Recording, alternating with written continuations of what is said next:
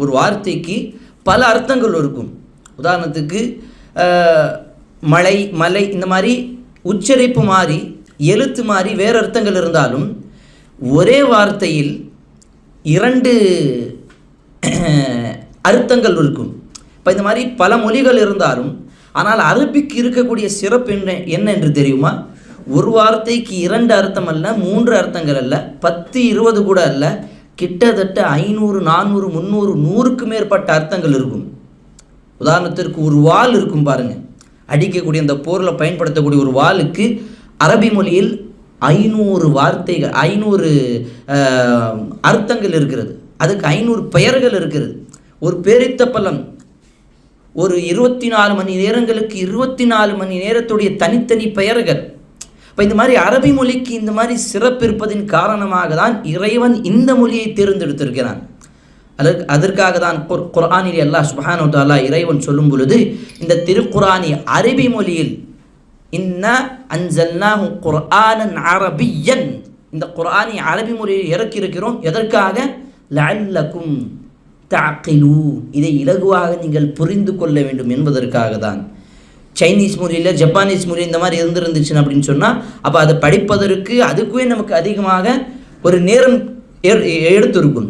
ஆனால் இந்த குர்ஆன் அப்படிப்பட்டது கிடையாது. இலகுவாக சிறிது சிறிது வயதுள்ளவர்கள் எல்லாம் இந்த குர்ஆனை மனனம் செய்யக்கூடிய காட்சிகளை, செய்திகளை கேட்கின்றோம், பார்க்கின்றோம்.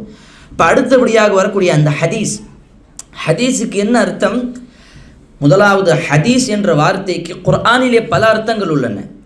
முதல் அர்த்தம் பாருங்க, அல்லாஹ் சுப்ஹானஹு வ தஆலா சூரத்து தாஹா 20வது அத்தியாயம், சூரத்துல் நாசிஆத் 78 அல்லது 79 கிட்டத்தட்ட ஒரு அத்தியாயம், இந்த சூரத்துல் நாசிஆத் 2 அத்தியாயங்களிலும் அல்லாஹ் சுப்ஹானஹு வ தஆலா சொல்லக்கூடிய வார்த்தை ஹல் அதாக ஹதீஸு மூசா. நபியே, உமக்கு இந்த மூசாவுடைய சம்பவத்தை பற்றி தெரியுமா? உங்களுக்கு இந்த சம்பவம் வந்திருக்கிறதா?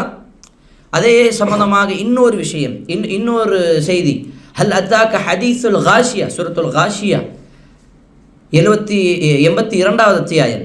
இந்த காஷியா, இந்த சூழ்ந்து இருக்கக்கூடிய இந்த வேதனை பற்றி உமக்கு செய்தி வந்திருக்கிறதா? அந்த சம்பவம் உங்களுக்கு தெரியுமா? அப்போ அந்த ஹதீஸ் வரக்கூடிய வார்த்தைக்கு சம்பவம் என்று கூட அர்த்தம்.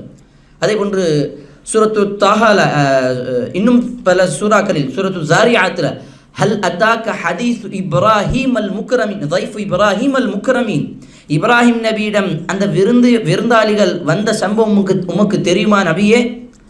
அதே போன்று சூரத்துல் புரூஜ் 82வது அத்தியாயத்தில் ஹல் அதாக ஹதீஸுல் ஜுனூத், அந்த படையுள்ளவன் யார்? ஃபிரௌன், அவனுடைய சம்பவம் உமக்கு தெரியுமா